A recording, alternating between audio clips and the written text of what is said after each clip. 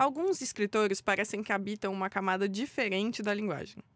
A prosa deles flerta com a poesia, às vezes até com a música. São livros que muitas vezes tocam mais do que explicam, encantam antes de convencer e dividem opiniões. Tem quem desconfie da emoção, tem quem viva por ela. Hoje, na Rádio Companhia, a gente junta 2 autores que conhecem muito bem essa zona de encantamento da literatura. Mia Couto é autor moçambicano de uma obra gigante traduzida no mundo todo e que, entre muitas outras distinções, ganhou o Prêmio Camões. Chiquérrimo, né, Mia? E a Aline Bey é autora da trilogia que começou com O Peso do Pássaro Morto e que... Trilogia involuntária, né? Mas tudo bem. Que começou com O Peso do Pássaro Morto e que agora se completa com uma delicada coleção de ausências, recém-lançado pela companhia. Os 2 têm em comum uma escrita que desafia as linhas retas, que acredita no ritmo, no corte e na possibilidade de dizer o indizível. Eu sou Stephanie Rock, essa é a Rádio Companhia, o podcast que respeita a sua inteligência e alimenta o seu amor pelos livros. Bem-vindos, Mia, Aline. É demais ter vocês aqui. Eu estou muito, muito feliz de estar com vocês 2 juntos, né? Porque eu já ia estar feliz se estivesse com um só, mas já estou com os 2, então eu estou muito sortuda hoje. Estou muito feliz de receber vocês aqui na Rádio Companhia. Obrigada. E eu queria que vocês se apresentassem como os outros convidados dos outros episódios, que é dizendo o último livro que leu, o livro que está lendo no momento e o que tem recomendado. Sei que é meio difícil, assim, de bate-pronto, mas vai ser legal. Eu queria ouvir de vocês. Mia? Começo eu?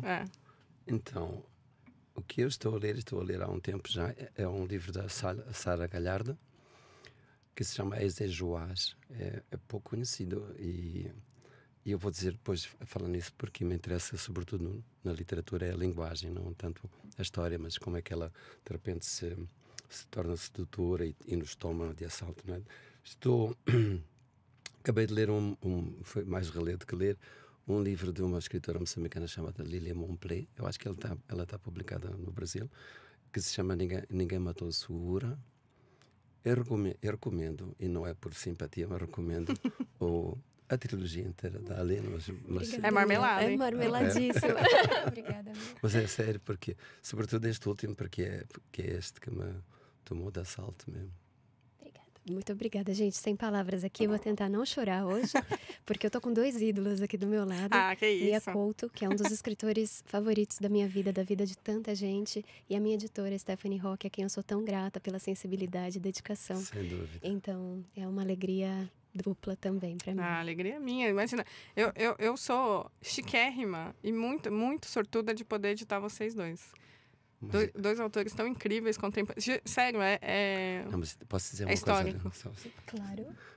É que a Sté é realmente... assim, é um caso único. Eu tenho editores, mas ela trabalha com o texto e fizemos isso uma vez só, não é? Até agora foi uma única vez. E para mim foi extraordinário trabalhar com uma pessoa como ela. Agora já era, minha daqui até 30, 40 anos pra frente, agora só... A gente nunca vai te deixar, tá? Eu que não vou deixar você. Mas bom. Vamos lá, porque as estrelas são vocês. Fala, quais são os livros que você indica? Olha, como eu sou uma pessoa que escuta esse podcast com toda a frequência de uma fã, eu já sabia que a gente indica vários livros. Então eu trouxe, já que também seria gravado, eu trouxe para mostrar para vocês. Eu queria primeiro dizer dos 2... últimos livros que eu li. O primeiro é de uma autora contemporânea brasileira publicada por vocês, que é a Bruna Dantas Lobato, nesse livro que chama Horas Azuis. É um romance muito especial da Bruna. É o primeiro livro dela, né? E ela investiga a relação de uma mãe e de uma filha e como a distância permeada pela tecnologia pode também aproximar certas nuances difíceis de colocar em palavras. Ela escreve de uma forma muito sensível, com muitos diálogos, e eu sou louca por diálogos, né? Eu que venho do teatro, sinto uma precisão cirúrgica nos diálogos dela e uma sensibilidade, assim, realmente é um livro comovente, então eu indico para todo mundo. Ô, Aline, eu vou só te interromper rapidamente, porque o Luiz Schwartz, quando teve o episódio do livro dele, ele também recomendou o livro da Bruna. Então aqui, ó, dobradinha, uma recomendação importantíssima, primeiro do Luiz e agora da Aline, leiam Horas Azuis. Horas Azuis. E é bonito, né, o título, assim, pela luz do computador, né, dessa tecnologia que permeia essa relação ambígua. É uma de grande beleza, recomendo muito. Um outro texto que eu acabei de ler, que é lindo, lindo, eu acho que é o meu favorito da Annie Ernaux, que é uma das minhas autoras favoritas como Mia, é Memória de Menina, que é esse livro que foi lançado recentemente pela Fósforo, onde ela tenta desvendar uma parte da vida dela que ficou fechada. Dentro de tanta investigação que ela faz, essa talvez fosse a que mais ameaça a Annie Ernaux, e ela desmembra essa história nesse livro, e é de uma vigorosidade assim também bastante impressionante, como tudo que ela faz, mas esse me tocou especialmente. Livros que eu tô lendo, eu trouxe só 2, mas eu leio mais assim ao mesmo tempo. Eu tô lendo essas entrevistas da Paris Review, não sei se a Mia conhece. Eu já conheço, sim. Eu tô na segunda edição, são boas, né, Mia? Muito boas. Eu gosto muito de entrevista, então eu acho que são aulas maravilhosas, recomendo muito. E tô lendo os ensaios da Virginia Woolf, que também é uma das autoras contundentes, né? Trouxe pessoas muito importantes, porque eu tô com o meu autor favorito, então quero impressioná-lo. E uma indicação para a vida é um livro que me marcou e que foi importante na construção de uma delicada coleção de ausências, é A Estrada, do Cormac McCarthy, que é um livro que cuida da relação de um pai e de um filho num momento apocalíptico. E é de uma beleza também difícil de expressar. Muito bom, Aline, você é uma grande leitora. Eu amo. Eu tomei notas aqui. Bom, já tecemos elogios aqui. Primeiro, você que já disse aí que o Mia é um dos seus autores favoritos. Você que é uma das nossas autoras favoritas. Estamos muito felizes. Eu queria saber, na verdade, de vocês dois, essa relação que vocês já desenharam um pouco, ela começou muito pelos encontros em eventos literários, né? Isso, na vida de escritores, é muito comum. Vocês acabaram conhecendo outros escritores porque estavam nos mesmos eventos. Aí, o que eu queria saber é se antes desse contato pessoal e esse encontro físico, digamos assim, vocês já conheciam a literatura um do outro, ou o que achavam, né? Como foi esse contato com a literatura em si, um do outro, e o que chamou a atenção de vocês, né? Ok. Eu vou primeiro porque, enfim, o Mia é uma referência para mim desde que eu sou adolescente. O seu livro Terra Sonâmbula era um livro obrigatório no nosso currículo escolar, e eu me lembro de ter tido uma relação de muito assombro, mesmo sendo muito jovem, porque às vezes quando a gente é jovem a gente deixa escapar certas belezas pela complexidade das coisas, e o livro do Mia sempre oferece uma certa resistência pela complexidade da linguagem.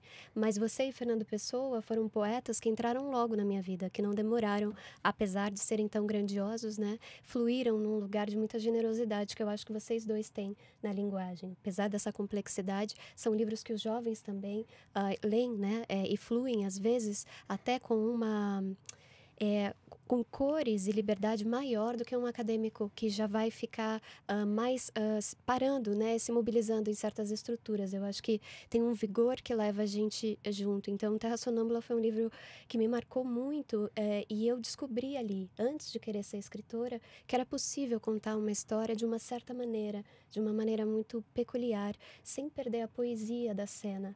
Porque não é porque a gente está narrando algo extremamente complexo que a gente não vai olhar para o detalhe, para as pequenas atmosferas, né? E o Mia é um professor do detalhe também. Eu já não sei se eu te conheci primeiro. Realmente não, acho que primeiro a gente se conheceu, né? Pessoalmente, assim. Mas eu tenho ideia que quando eu fiz batota, então, porque eu acho que eu sabia que ia estar contigo. Foi no encontro que tivemos em uma cidade do Nordeste. Foi no Piauí, em Teresina, no Camarim. Então, eu acho que eu já sabia, então fiz trabalho de casa, eu acho que já tenho essa ideia de que eu já tinha espreitado o teu livro. E, bom, assim, o teatro para mim foi uma escola, porque a gente tem que inventar as escolas de como escrever melhor. Então, acho que ali se percebe que tu queres desarrumar a escrita para construir ali uma casa de infância. É uma casa onde essa infância pode brigar contra o mundo, quer dizer, ou pode deixar de brigar contra o mundo, digamos, pode essa travessia entre a infância e o tempo e a idade, não é? É feita de uma maneira que se resolve por via da linguagem da poesia, desse encontro, desse encantamento. Então acho que isso essa é a minha busca, no fundo. Essa é a busca que eu tenho quando escrevo. E aquilo que me parecia estranho, logo de imediato se resolveu, porque isso que tu fazes, que é aquilo que parece um espaço cênico, a página, não é?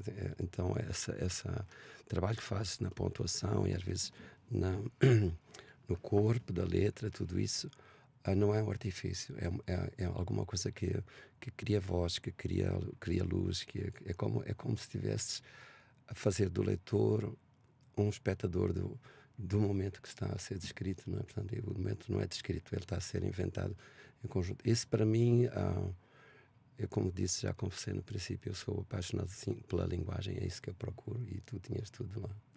E isso aconteceu logo no primeiro livro, é realmente alguma coisa... É notável. Eu vou sair um pouco do script para também narrar que eu lembro que quando eu conheci a Aline, porque eu sou uma das pessoas que recebeu uma mensagem direta ainda. Eu estava na faculdade, eu acho. E eu recebi uma mensagem direta da Aline no Facebook ou no Instagram, já não me lembro. Ela falando do peso do pássaro morto. E aí eu lembro que eu vi a mensagem, fui atrás do livro. E aí eu não comprei com ela, né? Mas ficou na minha cabeça isso. E as outras pessoas liam e falavam, vou comprar. Lembro que eu comprei na feira do livro da USP.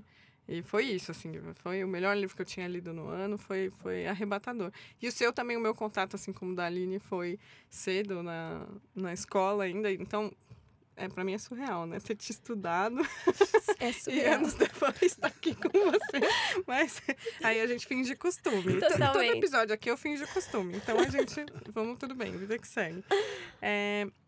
Mas vocês falaram de uma característica que é muito interessante, que é esse trabalho da linguagem, que é muito poético. Eu gostei do jeito que você colocou, Aline, que o Mia, ele observa o detalhe, ele descreve o detalhe com essa poesia. Você faz a mesma coisa. Acho que tem uma questão de linguagem poética que vocês conseguem trazer para a prosa, que é muito, muito singular. E a gente sabe que tem pessoas que não gostam disso, né? Não preferem outros caminhos. Mas... Eu queria perguntar para vocês como é a percepção de vocês sobre as pessoas que justamente... Eu vou elaborar melhor. Essa linguagem poética, ela está muito relacionada ao sentimento, à emoção, a esse despertar da sensibilidade das pessoas. E a minha pergunta é justamente isso. Será que as pessoas que têm uma crítica velada, que seja, é justamente porque vocês estão indo para o lado da emoção, que toca nesse lugar muito específico da gente? Porque é impossível não ler um texto de vocês dois e não sair absolutamente tocado, transformado, de cabeça para baixo. Eu não sei, posso começar? Por favor, mesmo, sempre. Então, não sei, essa separação entre emoção e razão, eu não sei quem inventou, eu não obedeço a isso. Acho que o que me interessa na emoção é exatamente quanto ela ilumina, quanto ela cria um caminho, não é? E acho que a poesia não é exatamente só um género literário, é um modo de olhar o mundo. E há coisas que eu li neste teu último livro, que ainda não saiu, que de facto me fizeram, por exemplo, há um momento que tu falas dos olhos, o olhar da criança que de repente descobre a grandeza do mundo, só pode ser captada por esse olhar, não é? Há coisas que só podem ser ditas assim, porque não queremos só contar uma história, nós queremos que haja essa revelação desse outro mundo, só pode ser feita através da beleza e não da palavra só. A palavra não é uma ferramenta, não é um utensílio. Então, eu não me interessa... Bem, tem que haver uma história, é claro, sim, mas é como se a história fosse descoberta. Eu não sei se tu já sabes o que é que vai acontecer no fim do livro. Não, imagino. Pois eu nunca sei, não. Então, você também não, né? Eu já ouvi você dizendo que não. E eu acho que isso é descoberto exatamente porque essas personagens tomam conta de mim e elas me orientam ou me fazem perder, e eu de repente, eu estava a conversar agora até, estou a escrever um livro e ao contrário do que é normal, eu já sei o que é o fim. Isso só me atrapalha agora, tudo atrapalha, porque aquele fim agora eu estou condenado, não é? É isso. Que lindo. Bom, no meu processo de escrita, eu nem entendo a poesia como uma companhia, mas como uma espécie de visita. Eu também percebo a poesia como uma entidade sutil e nem sempre vinculada apenas à emoção. porque a poesia, para mim, ela está no espaço, no modo como as palavras podem ocupar esse espaço de um determinado modo que empurre a percepção do leitor para uma certa esquina que pode favorecer a contação daquela cena, daquela história, sabe? Eu venho do teatro e talvez a minha poesia esteja profundamente relacionada com o espaço cênico. Então, quando eu começo a escrever e vou caminhando, são as minhas personagens que me guiam. E quando eu encontro, e eu falo muito de infância, e eu acho que a infância por si só, quando a gente pensa em poetas como o próprio Manuel de Barros, né? É impossível que a infância não faça poesia pela própria essência do que ela é no tempo, a sua efemeridade, a sua percepção das coisas do chão, pela altura das crianças, né, que contraditoriamente são baixas de estatura, mas muito altas, né, do que elas conseguem alcançar com o olhar, o que elas conseguem ver de onde elas estão posicionadas. E como eu tenho muitas meninas nos meus textos, é impossível que o mundo delas também não seja permeado de uma espécie de poesia reconhecível aos olhos da leitora e do leitor. Mas eu acho que toda vez que a gente tentar demais no nosso texto construir uma espécie de poesia, a poesia vai embora, ela escapa. Sim. Ela é eu não sei se você... avessa ao trabalho, digamos assim. E ela é avessa à luz muito alta. Sim. Ela é alguma coisa que trabalha na penumbra das coisas. E ela se realiza de uma maneira surpreendente muitas vezes. Então, em algum momento que às vezes a gente, como autor iniciante, está ali tentando fazer fluir uma beleza, ela escapa. Mas em momentos que a gente não está pensando, de repente, o inesperado acontece, uma poesia surge. E a gente tem que tomar muito cuidado, porque ela tem uma delicadeza enorme, né? E uma vida efêmera. Então, lidar com a poesia é lidar com uma entidade sutil, é o que eu costumo dizer. Ela não se fabrica, ela revela-se, não é? Ela é uma revelação. Ela é uma revelação. E como é esse exercício? Porque a minha pergunta era justamente se em algum momento existe... Eu sabia que a resposta era não, né? Porque não é intencional. Mas esse movimento de comover, ele é exercitado por vocês como... de observar, vocês não são mais crianças, vocês não são mais de baixa estatura olhando. São? Como esse olhar pode percorrer tanto o escritor quanto o leitor, como ele chega na gente? Essa sensibilidade, como a gente reativa. Com tudo que está acontecendo à nossa volta, como a gente consegue exercitar esse trabalho de sensibilidade para enxergar a poesia aqui, como você disse, né? É o que se dá na nossa frente. Sim.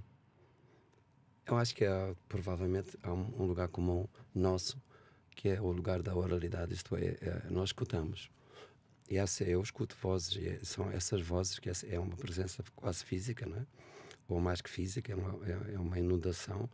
E essas vozes me fazem com que eu entre num estado quase de transe. Num certo momento, eu recebo mensagem, recebo um recado. Sei que isto... Eu odeio romantizar o ato da escrita, porque o ato da escrita não é diferente do ato da escuta quando somos crianças. Não? Mas há aqui um caminho de regresso à infância, porque eu era muito pasmado. Eu era uma criança que ficou ali a residir na primeira infância, digamos, durante um tempo enorme. Meus pais estavam preocupados em perceber quando é que eu saía dali, daquele lugar. E eu acho que nunca mais saí, acho que fiquei, que eu guardei, portanto, acho que é a possibilidade de ficar encantado por essas vozes mais antigas que me trouxeram o lugar da casa, que me trouxeram o lugar das pessoas, não é? De me deixar espantar para todo sempre, não é? Tenho essa infância vitalícia, digamos.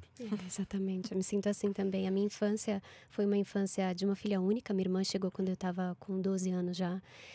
E a minha família era uma família extremamente zelosa, cuidadosa e rígida. Então, o meu espaço afetivo, o meu campo afetivo era limitado, no sentido de que eu não era uma criança que podia brincar na rua. Eu desejava a rua. Então, a janela era o meu espaço de olhar. Eu era alguém que estava muito presente já no meu próprio corpo, corpo e no espaço. Então, a minha observação de mundo, por talvez ter tido uma infância quieta, silenciosa, era imensa, porque eu tinha um grande desejo de mais. E esse desejo se dava pelos olhos, se dava pela escuta que o Mia pontua. E eu acho que a poesia, ela é alguma coisa que está em todos os lugares, apesar dela ser rara, é curioso, mas ela também é democrática. E a gente, se colocar numa certa escuta finíssima de mundo, eu acho que é possível encontrar com frequência estados poéticos e a poesia em si mesma na nossa vida. Mas eu acho que essa sensibilidade a gente ganha pela própria leitura, não só dos livros, mas de mundo. Eu acho que a arte também educa muito a gente a ouvir essas sutilezas, porque ela propõe sempre uma observação que não é passiva, que convoca em nós nossos demônios, as nossas memórias mais difíceis de lidar, como a Eni Arnaud trabalha sempre tão bem, né?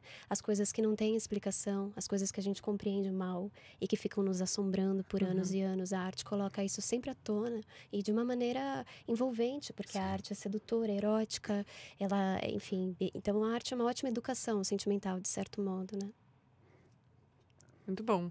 E não tem como falar de poesia e de arte, enfim, sem falar de ritmo. Isso também é uma coisa que eu acho que a gente tem, que a gente pode pensar aqui em conjunto sobre a obra de vocês, porque a gente vai falar sobre ritmo e cai em abstração.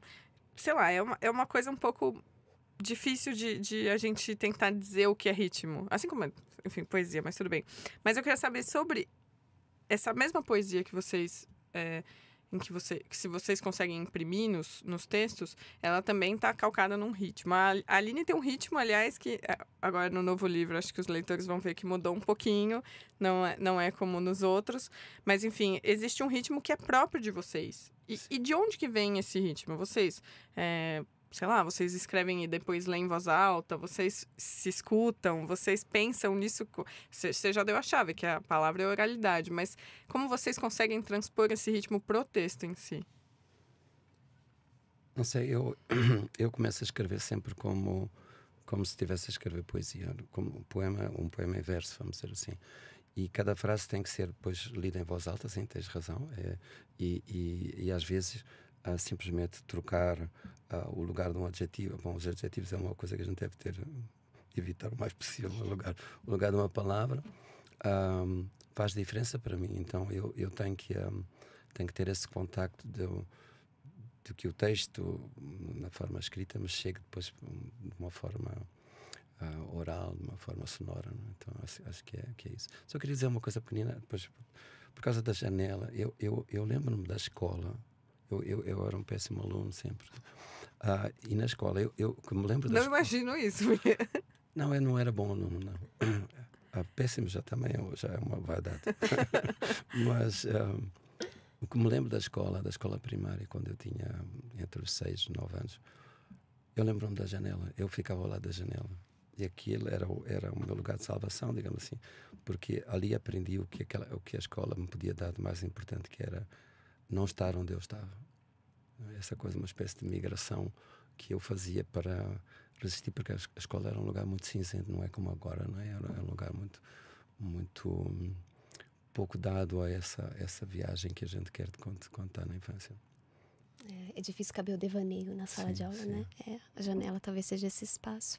Para mim, o ritmo, eu que venho do teatro, eu me lembro muito quando eu estudava, a gente estava para estrear a peça que a gente estava estudando, né? Era uma estreia dentro da escola, mas para nós era uma estreia de peso, né? E o diretor, assim, faltando poucas semanas, sempre ficava preocupadíssimo com o ritmo da peça, porque a gente fazia as grandes passadas, os ensaios gerais, e a peça estava sem ritmo, estava frouxa, e o diretor ficava desesperado com isso, né? E eu lembro que na estreia acontecia alguma coisa que a gente compreendia esse mistério e a peça estreava com ritmo. Claro que a gente ia conquistando esse ritmo conforme a gente ia repetindo o espetáculo, mas era muito bonito ver como o palco também impulsionava a gente para esse ritmo secreto do texto. E ficava sem o que a gente chamava de barriga, né? Ia num fluxo contínuo, que é o fluxo do próprio texto, a musicalidade do texto. E no texto de romance não é diferente. Uma amiga minha que é da dança, ela me perguntou como que é o teu trabalho de fluxo, porque eu leio o teu livro sempre de uma sentada. E para mim, a Esté acompanha meu processo, ele é muito fragmentado, ele é muito lento. Então, é muito curioso que depois as leitoras cheguem e digam: nossa, mas eu li teu livro numa sentada, porque a escrita foi feita por pequenos fragmentos muito labutados em si mesmos, até que isso gere uma continuidade, né? Então, para mim, é sempre um susto que seja fluxo de água, porque me parece mais que eu estou lidando sempre com a madeira e eu só descubro o ritmo depois, quando eu estreio, um pouco parecido aí, espelhado com o meu processo de teatro. Gente, só uma observação. Vocês conseguem pensar nesse cérebro, que é o cérebro da Lili Bey? Fluxo de água e madeira. Simplesmente. Simplesmente. Está escrevendo. Exatamente. Magnífico, Sim. magnífico.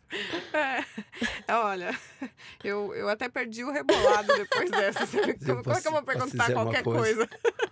Posso dizer uma coisa que me suscitou a tua fala, que é uma coisa que me ajuda é que as línguas africanas que se falam em Moçambique, são 28, elas têm um ritmo que é profundamente musical, muito mais que as línguas europeias que eu conheço, né? E aquela que eu falo. Então, é um ritmo em que o silêncio tem um lugar que é impossível de apagar. Digamos assim, a pessoa fala e eu sei que tenho que ficar calado porque ele está dizendo qualquer coisa, mesmo estando calado, ele está-me a dizer qualquer coisa. Não é? Então, essa é uma fala como se fosse uma dança. Não? Ali um compasso em que nada significa ausência. Tudo tem uma mensagem. Não? Então, acho que isso me contagiou muito. E o teatro também, assim, às vezes, quando eu comecei a escrever para teatro, e foi uma coisa que eu não sabia, até agora não sei, não é? É uma coisa que eu faço por ousadia só. Mas o facto de escrever, depois chegar, o texto chegar a ser encenado, e perceber como é que as pessoas reagiam, e o tempo demoravam a rir ou a chorar ou qualquer coisa assim, para mim foi absolutamente fundamental para eu perceber como é que eu manejava a palavra de forma que ela, como se estivesse no papel, tivesse já esse outro que escuta, tivesse já ali no papel, não é? Eu acho que uma coisa bonita de dizer também é o teatro tem isso, né? E o livro tem de uma forma diferente, que é a presença do público, moldando a construção de um espetáculo. Quando um público assiste um espetáculo, ele ilumina as forças e as fraquezas desse Sim. espetáculo. E se o ator estiver escutando, ele vai aprender a encenação pelo público. Então, é uma dinâmica, uma simbiose tão profunda quando o teatro acontece, de fato. Porque, claro, o teatro, como a poesia, também é raro. E já ouvi Fernanda Montenegro falando isso, né? Você vai muitas vezes ao teatro para se ver o teatro, de fato, né? Então, quando ele acontece em todo o seu esplendor, é nessa simbiose da plateia, texto, público, ator, palco e aí tudo isso ilumina alguma coisa que estava mais em estado adormecido antes, Sim. nos ensaios ou na coxia, né? Certo, é isso. Muito bom, gente. Aula, simplesmente aula. O Mia falou sobre língua, né? Sobre as línguas de Moçambique, Sim. enfim, mas eu queria falar sobre língua em geral, porque a gente tá falando poesia, ritmo, ia ter que cair nisso em algum momento. E o seu trabalho com a língua, ele é muito interessante, justamente porque você vem de um país em que existem muitas línguas, não é só a língua portuguesa, que é um país que foi colonizado, que passou por um processo de independência recentemente também, quer dizer, né, nos últimos 50 anos. 50, tá a fazer 50. Mas é recente. Sim. Então, eu queria saber se justamente esse seu trabalho com a linguagem, que envolve outras linguagens, ele é um jeito de decolonizar o português de alguma forma. E, além disso, eu quero saber o que te interessa nessa busca por usar esses recursos e como, sobretudo, isso aparece no seu último romance, que é A Cegueira do Rio. Ok. Bom, eu no princípio tinha uma intenção dupla, digamos assim, de usar o português de Moçambique como uma afirmação de um país que estava nascendo, não é? Então havia ali uma intenção que era partilhada pelos meus colegas de Angola, de Moçambique, Cabo Verde, etc. Esta língua é nossa, mas porque a conquistamos, digamos assim, e o Brasil deu uma grande ajuda, porque o Brasil nos mostrou como é que se podia fazer da língua portuguesa uma coisa que não era portuguesa. Então, e aí esse trabalho sobre o vocábulo, sobre o neologismo, me encantou, porque não era uma coisa, não era um artifício. Mas depois comecei a perceber que as pessoas me diziam: eu gostei muito, é tão engraçado. Mas não era isso que eu queria. Eu queria que houvesse ali uma fratura que permitisse ver uma outra luz, não é? Então comecei a pensar que eu teria que mudar alguma coisa, mesmo que...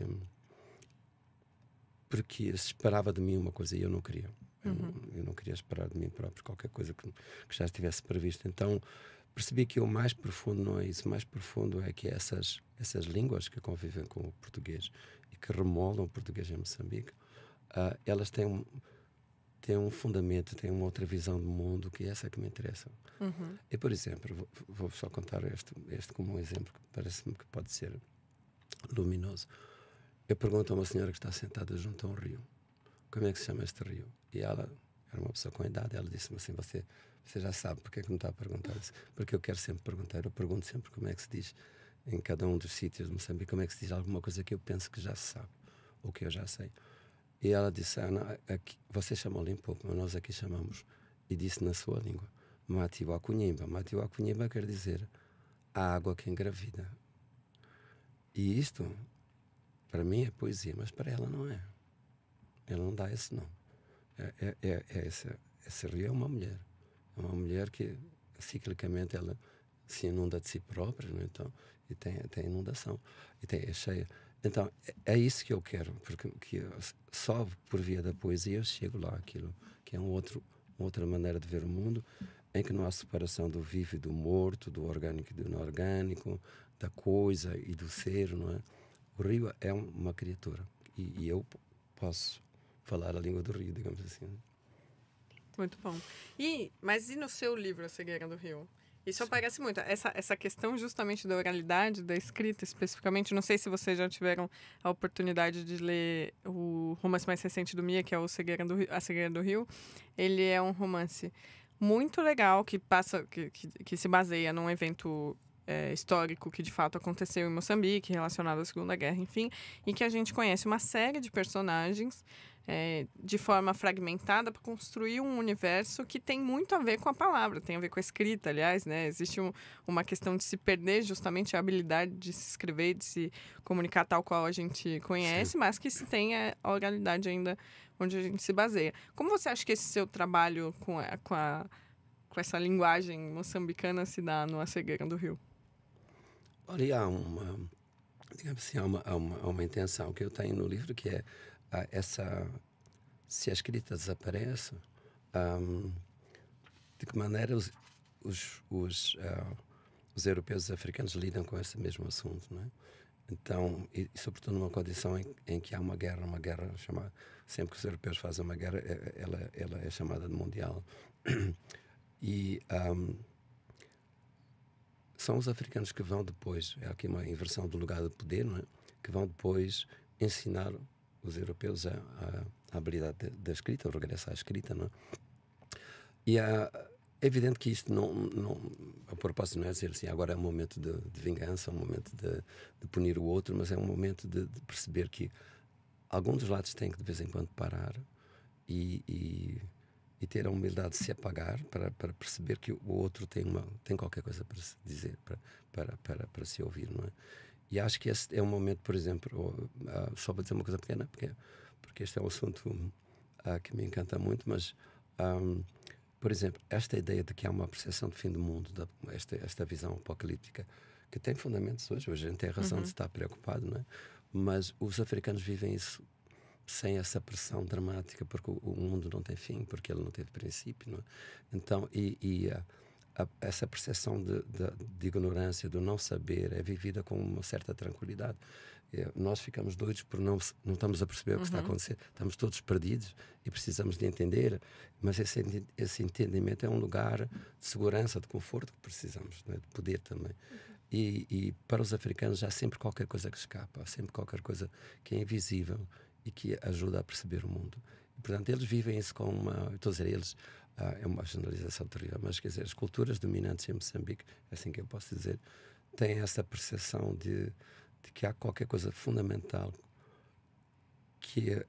no mundo da biologia, por exemplo, é o invisível. Quando eu falo invisível, não estou a falar de uma coisa esotérica, estou a falar do mundo dos vírus, das bactérias, é do mundo que a gente não vê, não entendemos, mas que realmente são os grandes comandantes, são os grandes chefes de orquestra desta coisa que chamamos vida, não é? Então, acho que para mim próprio, mais do que escritor, me deu uma certa habilidade para ser feliz.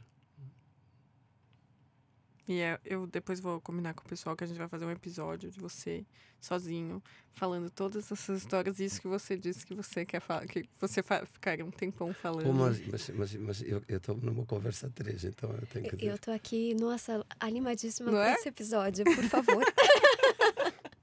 Não, mas pega aí que daqui a pouco eu vou virar aqui pra você. Não, mas olha, pra mim tá fluindo aqui num lugar muito especial. Ô, Bia, eu fiquei curiosa. Qual a sua palavra no português que você mais gosta? E dessas línguas de Moçambique, tem uma palavra que você gosta muito? É difícil, hein? É muito difícil. Eu só sei dizer... Eu fui sacana com você, porque eu só sei dizer as que eu não gosto. A que eu gosto é difícil. Eu vou inventar agora uma, porque... Não, eu gosto da palavra mar, por causa da sonoridade, por causa de ela ser tão pequena e ser tão infinita, não é? Por causa do que é o mar para mim. Não? E porque ela também, na tradução que tem para algumas línguas de Moçambique, diz Nkoluíno. Nkoluíno quer dizer o lugar sem fim, o infinito. Não se dá nome ao mar. O mar não cabe nele nenhuma palavra, não é?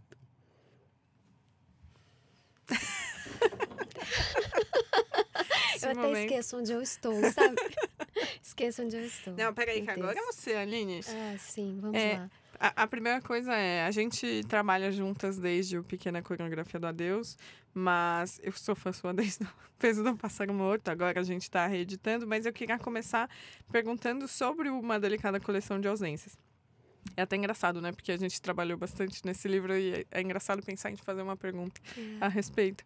Mas eu queria saber como você pensou nele antes de começar, né? Porque ele aliás, como os leitores vão ver, ele é diferente dos outros livros, ele tem uma forma diferente, ainda assim parecida, mas ele tem uma forma um pouco diferente, mas que tem várias rupturas, tem várias transformações, ele tem uma... Não quero dar spoiler, mas tem uma situação que é bem no finalzinho do livro, enfim. Eu quero saber como você elaborou o Delicada antes de começar. Você tinha a ideia de que seria uma relação de avó e neta? O que você tinha até então? O que me aconteceu, assim, primeiro eu preciso dizer... Aliás, desculpa. Antes de tudo, conta também o que é o seu livro, porque eu falei, acho que é bom as pessoas ouvirem. Eu já vou contar o que ele é, assim, o que acontece é que eu por exemplo, como eu já disse para vocês, eu adoro ler sobre processos criativos de outros autores, né? A Clarice e o Fernando Sabino trocaram cartas por muito tempo num livro que chama Cartas Perto do Coração, tá editado aqui no Brasil, eu não sei se só tem em sebo, a minha edição é de sebo, e lendo essas cartas, são muito bonitas, eu descobri que a Clarice escreve muitos livros ao mesmo tempo. A Clarice é uma grande referência para mim, acho que para todo mundo, né? E eu nunca consegui escrever vários livros ao mesmo tempo. Isso não quer dizer que eu já não tenha certas intuições e pressentimentos a respeito do próximo livro que eu vou querer me dedicar, escrever. Escrever é pouco, né? O que a gente faz é uma coisa muito mais imersiva. A escrita é um momento que se tem no processo, mas há muita coisa antes da escrita, durante, atrás, por dentro da escrita, né? A gente usa a palavra escrita, mas me parece sempre que é pouco. Eu estava em 2019 escrevendo A Pequena ainda numa versão que talvez eu nem tenha mostrado para vocês, e eu fui para Buenos Aires. E lá em Buenos Aires eu vi uma mulher. E agora que o livro já está... Esse podcast acho que vai sair na hora que o livro já estiver no mercado, né? Nas livrarias, eu posso dizer. Eu vi uma mulher de costas, numa mesa muito simples, de plástico, com uma toalha de flores. Eu não vi o rosto dela, eu estava distante dela e eu não insisti pelo rosto dela. E ela tinha uma placa nessa mesa escrito Lei Humanos. E aquilo, eu parei ali, tirei uma foto dessa mulher e fiquei muito, muito perturbada com isso. Se eu não tivesse visto essa mulher, que foi uma coisa totalmente casual, eu não teria pensado no ofício da Margarida Quilemons, numa feira de antiguidades, né? Não teria, porque não é uma coisa que passa pela minha rotina, eu nunca fui numa cartomante, eu tenho interesse por isso, mas ao mesmo tempo eu tenho um medo tão grande que eu prefiro ficar sem saber. E o que eu faria com o que eu descobri, né? Não sei, então eu prefiro não saber. Mas essa profissão dela, esse ofício dela me tomou e eu conheci a Margarida ali, de certa forma. Só que eu guardei isso porque eu estava no processo de escrita da pequena coreografia do Adeus. Em um dado momento, no texto mais adiantado, já perto da versão que a gente publicou, tem um pensamento da Júlia que ela fala sobre a avó dela, que ela conheceu mal, conheceu pouco, pela relação conturbada que ela tinha, né, com a mãe, tinha com a própria mãe, então a relação delas não se aprofundou. E ela, porque tinha uma dificuldade na casa dela com esse estado emocional da mãe, ela projeta que a relação com a avó poderia ser muito boa se tivesse acontecido. E ela tem uma frase que ela diz: é uma pena que a maioria das nossas avós vão embora antes de virarmos pessoas que sabem aproveitar uma conversa. E quando ela pensa isso, e eu escrevo isso a partir do pensamento dela, a impressão que eu tive foi que um portal se abriu ali e que a minha próxima história se revelou com mais carne ainda e que eu contaria mesmo alguma coisa do ponto de vista de uma avó e de uma neta. E eu acho que a avó, eu não sabia que eu estava escrevendo uma trilogia, eu disse que é uma trilogia involuntária, porque como Mia também disse, eu não escrevo planejando nada, então as coisas vão desabrochando, né? E eu fui percebendo que essas 3 histórias eram filhas de um mesmo procedimento, uma mesma zona de interesse, e vem de um lado inconsciente meu que está trabalhando a maternidade e a infância como algo profundamente ambíguo, né? E eu achei que encerrar, de certa forma, essa trilogia com o arquétipo da avó era muito profundo, muito importante. Então, eu comecei a desvendar a história delas e o início foi muito pelos banhos. Eu tive muitas cenas, costumo quase dizer que são ensaios dessas atrizes em cena, que as minhas personagens são atrizes, e esses banhos que o livro inicia, né, com o banho, com o banheiro, com esse lugar que tem uma umidade de nascimento, de útero, de repetição, de possibilidade de renovação, de limpeza e sujeira no mesmo espaço, né? Então esses banhos foram o início dessa névoa, né, desse primeiro momento desse livro. E eu comecei a escrever de fato em 2021, no segundo semestre, depois que eu tinha entregado a pequena. Comecei uma pós em escritas performáticas que me ajudou a trazer o tempo presente para a narrativa, porque eu estava escrevendo sempre do passado e esse texto ele tem uma opacidade, né, do presente, e eu fui descobrindo a forma dele na composição mesmo, e eu não tinha percebido que a minha frase ganhou fôlego com o passar dos anos, porque eu escrevo dessa forma, porque eu fui de certa forma fraturada no teatro, né? Quando eu sair do teatro interrompeu a minha frase em cena. Então o meu texto se rompe junto, porque eu escrevo a partir dessa falta. Mas depois de dizer tanto desse trauma publicamente e depois de escrever por tantos anos, eu comecei a perceber que a minha frase começou a ter uma velocidade e ter um comprimento que eu já não conseguia mais interromper, mesmo que eu tentasse num primeiro momento feri-la com a pontuação, eu parei de fazer isso e deixei que ela vingasse, e aí a frase ganhou altura. Muito bom, aliás, isso é que todos os leitores vão ver nesse novo romance, que é justamente as frases ficaram muito mais longas, elas têm ponto às vezes, né? Às vezes não, mas enfim, acho que vingou muito. É muito, muito bonito também estar acompanhando esse seu processo de... Estou curiosa também pelo próximo. Se alguma coisa já brotou, enfim. Você ia falar alguma coisa, Mia? Não. Não, eu acho que é uma coisa que é a delicadeza, que é como até nos títulos tem, digamos assim, quando se fala do peso do pássaro morto, é a ausência de peso, não é? O outro é são pequenas coreografias. Porque pequenas, então acho que há uma e agora mesmo está É delicado. É delicado, não é? Então acho que eu acho que isso tem uma coisa, quer dizer, como é que eu tomei conta do meu lado feminino foi por via dessa coisa que era a palavra sussurrada, que era na minha casa, o lado masculino tinha a palavra era proclamada, né? Já vinha com certeza, e eu passava para o lado onde estavam as mulheres e aquilo era sussurrado, e a força desse sussurro permaneceu para a minha vida toda, e o resto esqueci. Que lindo, né? E é muito isso do sussurro mesmo. Acho que o novo romance da Aline, ele conta a história dessa avó e dessa neta, mas também tem uma bisavó. Acho que ele tem é uma história muito interessante sobre cuidado, sobre justamente como as mulheres se relacionam, o que é esperado das mulheres, o quanto as mulheres têm que se abandonar para conseguir sobreviver de forma geral, né, para seguir em frente. E como existe um trauma geracional, um ciclo que a gente tem que tentar romper. É um livro que recomendo muito a leitura, Uma Delicada Coleção de Ausências. Excelente livro de Aline Bay. Obrigada. Mas eu queria seguir perguntando para você, Aline, porque eu fiz uma pergunta sobre o português e as línguas de Moçambique para o Mia. Você não passa por um processo do tipo, nós sabemos, você está 100% aqui no Brasil e tudo bem, mas você tem um idioma próprio. Eu queria saber como você pensa, assim, considerando esse idioma próprio, como você pensa a tradição da nossa língua, ou você tenta se libertar dela para poder trabalhar esse seu, como eu disse, idioma, entre aspas? Eu costumo chamar o modo como eu escrevo de gramática íntima.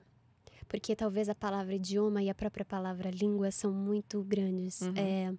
E eu não comecei a escrever me imaginando escritora, mas me imaginando uma atriz sem o palco. Então, de repente, porque esse teatro se fraturou, se rompeu, se ausentou da minha experiência diária, eu comecei a tentar buscar um outro espaço para comunicar o que me vinha dentro e que não, de certa forma, eu não conseguia reter. Se eu viver com as coisas que eu tenho dentro em mim, no meu corpo, eu não consigo viver bem. Eu acho que vou pesando para baixo, sabe? Vou adensando de um jeito que eu prefiro ser voo. Eu sou do ar. Uhum. Então, eu preciso compartilhar essas coisas. E a escrita, ela veio ao meu socorro. E pelo modo como ela é compacta, eu estava aqui mostrando meu caderno para o Mia, que eu sei que ele também adora cadernos. O modo como a gente pode escrever de forma secreta, uma escrita pode estar no nosso dia a dia de uma maneira muito fluida. Isso me fez eu me apaixonar, né, pela escrita. Mas a minha escrita, ela nunca esteve vinculada com o cânone. Ela sempre esteve vinculada com esse espaço cênico. Então, o meu modo de pontuar, o meu modo de lidar com a palavra é primeiro tendo ela dentro de mim. Se eu não tenho, se eu sou atravessada por uma grande impressão, eu preciso que essa impressão se adense, crie raízes, se torne minha, para que eu possa falar disso, porque senão eu vou falar de fora. E falar de fora não me interessa sempre falar de um lugar bastante íntimo, né? Então, a minha relação com a língua é de assombro quando eu leio autores virtuosos como Mia, como Clarice Lispector, como Guimarães Rosa. São autores que colocam a gente num estado de, nossa, a língua pode chegar até aí? Uhum.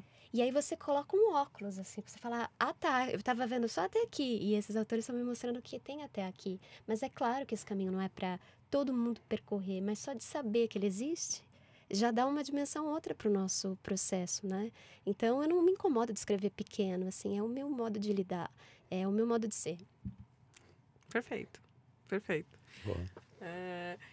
Estamos nós dois assim, não sei se a câmera tá pegando, mas estamos nós dois assim mesmo. Essa conta tá todo mundo assim, apaixonado. Quando o outro tá falando, são 3 apaixonados. Somos mesmo, nossa, tá muito bom. Depois eu vou pegar um print aqui dessa gravação. Ainda bem que tá gravando, porque tá muito engraçado. É o podcast mais amoroso, eu acho. É mesmo.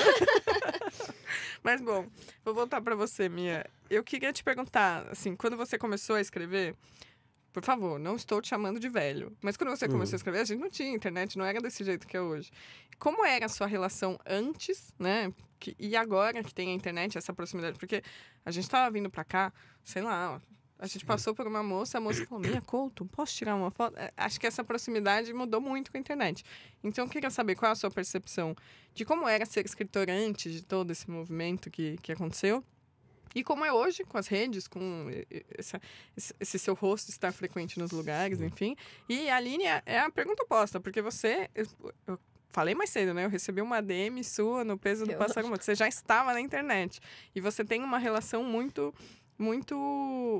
boa com a internet, assim. Acho que a internet é um lugar horrível, de forma geral, mas você conseguiu encontrar ali um jeito bom de habitar esse espaço subjetivo. Então, eu queria te perguntar, Mia, sobre como era a relação com os leitores antes e como é agora. E, Aline, o quanto esse seu movimento na internet, esse contato presente com os autores, não só na internet, mas a internet facilitou muito esse contato dos leitores com você, uma coisa muito intensa, quando tem lançamento dos dois, né? Nem vale, mas enfim, sempre muito lotado. Eu queria saber como é essa interação. Mia, começa você. Eu acho que eu estou ainda na janela da escola, quer dizer, estou no sentido de que faço de conta que estou ali, porque mas com respeito, a dificuldade é esta, é que se há muita gente como é que eu transformo isso numa coisa que eu quero que seja pessoal, que seja uma relação mais verdadeira e intensa. Eu prefiro que sejam 5 pessoas do que sejam 50, porque 50 é ninguém. Então, e isso me faz sofrer. Não estou a fazer aqui o papel de bom mocinho, mas essa coisa de simplificar uma relação que para mim tem que ser uma relação realmente mútua, né? Quer dizer, tem que ser uma entrega em que eu também recebo dessa pessoa uma indicação que ela é uma pessoa, não é? Me faz não estar bem ali, por exemplo, as sessões de autógrafos. Não tem solução. Eu só tenho que resolver isto fazendo de conta que estou na tal janela e procurando. Depois há sempre uma coisa que realmente vence, não é? A gente encontra as pessoas nos intervalos, naquilo que é o lugar de margem que sobrevive, que não é esse espaço.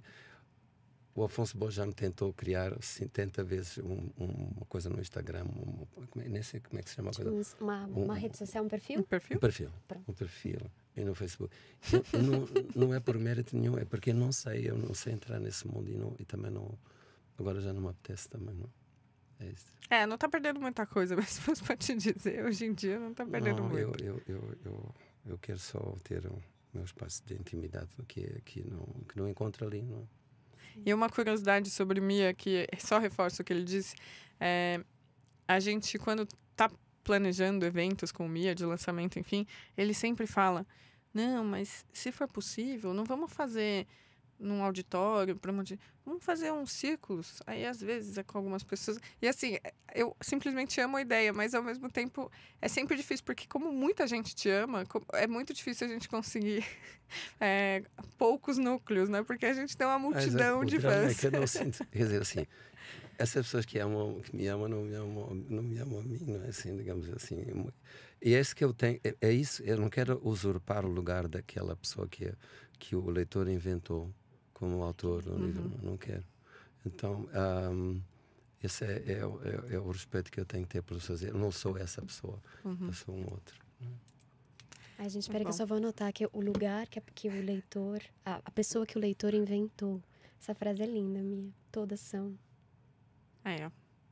É lindo. Bom, é assim, a minha relação com a internet, ela é orgânica, porque eu comecei... Porque você é millennial.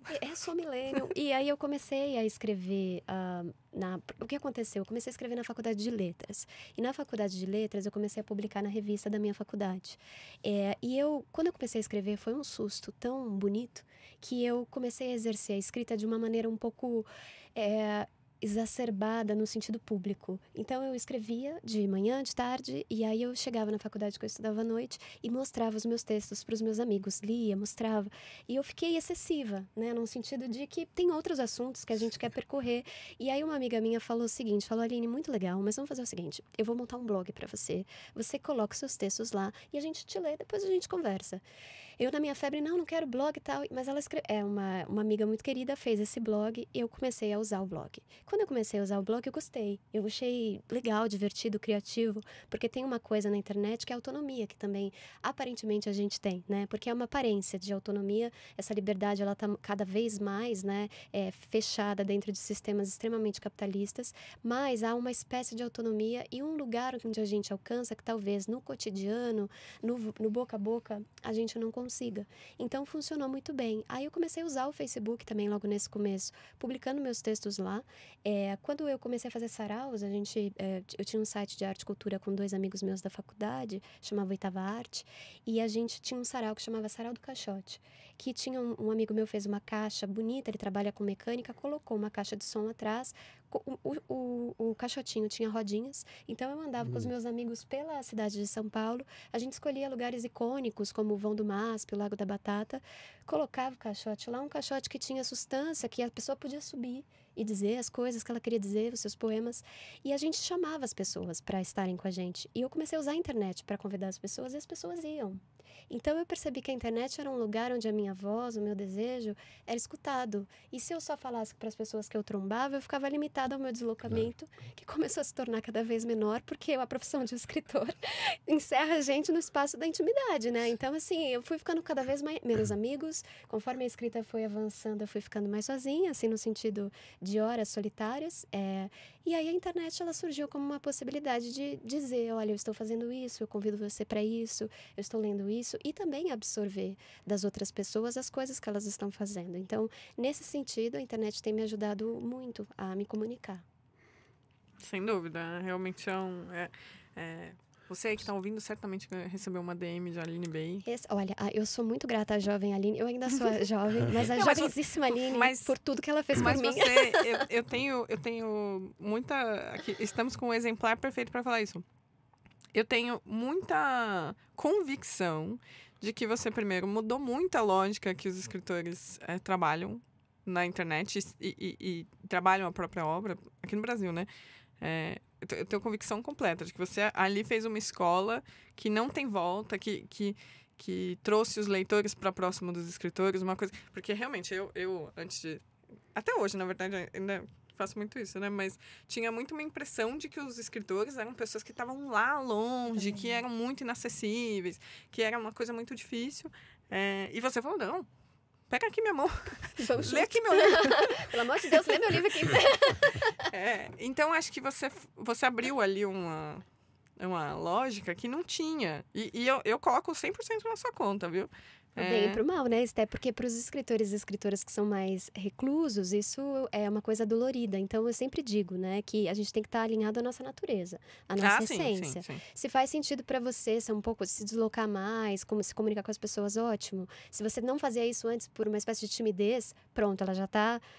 já desmontamos, né? Agora, se você faz isso pela sua natureza, eu acho que cada um tem que ser ao seu modo, né? Foi uma boa observação. Sim. E a outra coisa também é que o seu impacto relacionado a clubes de leitura neste país é também uma coisa sensacional, assim. Acho que também coloco na sua conta que isso cresceu muito também com essa proximidade, porque os autores podendo se aproximar dos leitores possibilitou que eles falaram, a gente vai fazer um clube, você pode vir, né? Mudou muito a lógica. Mas, enfim, a gente já está chegando no final. É inacreditável isso. Sem dúvida, esse foi um dos episódios...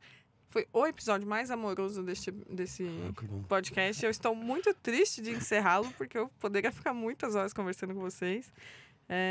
Sou muito fã mesmo. Mas, enfim, tenho que encerrar, né? Então, eu vou fazer 2 últimas perguntas. A primeira, Mia, você já falou um pouco para mim, mas você está escrevendo um livro. Sim. Se você não quiser falar sobre a história ou o que for, mas eu queria saber como é esse processo. Você acabou de lançar um, né? Foi ano passado, a gente fez A Cegueira do Rio. Eu queria saber como é essa sua percepção de... talvez estar começando a fazer uma nova coisa, que está se delineando e tal. Então, eu queria saber perspectivas de futuro, pensando nisso que acabou de sair e já está trabalhando no próximo. E para a Aline, é uma pergunta bem parecida. Eu queria mais, na verdade, saber as suas expectativas, porque agora a gente chegou essa trilogia involuntária que a gente está chamando. A gente chegou ao fim, né? Então, ela também se amarra muito bem. Eu acho que eu estou muito ansiosa para saber o que os leitores vão achar do livro. Eu também. Mas aí, na verdade, eu queria perguntar quais são suas expectativas, qual é a sua percepção depois de publicar esse terceiro livro, para você enquanto escritora mesmo, o que mudou nesse tempo e o que você espera. Então, é uma pergunta para encerrar pensando lá na frente. Okay. Agora, olhando para frente. Bom, curiosamente, eu acho que já escrevi 34, não sei quantos livros eu escrevi, mas e saio sempre com este sentimento do fim de um livro que se esgotou, eu não vou escrever mais coisa nenhuma. Está proibido, minha, que isso?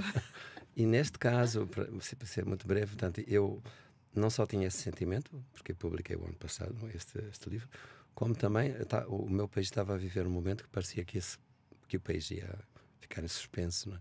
E deixava de existir. Então eu tive mesmo que sair para a África do Sul, porque a violência não permitia que eu estivesse na minha cidade.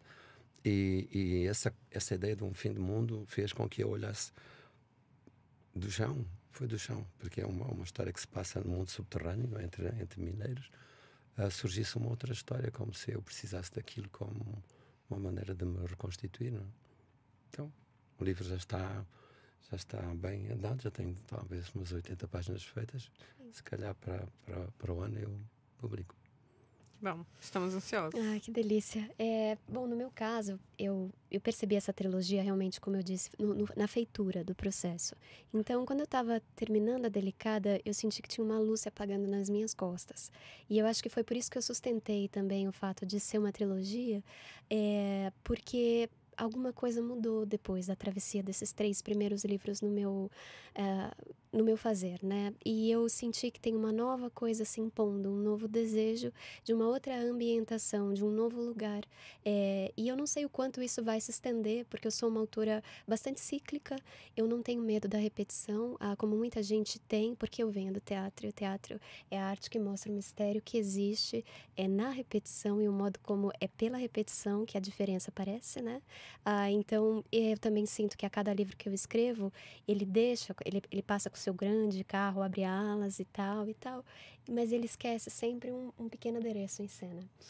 E aí, esse adereço que ele esqueceu é o meu norte para o próximo livro, porque é um pouco misturado com o que eu já fiz, mas em direção a alguma outra coisa, né? Porque o livro já partiu com o seu carro.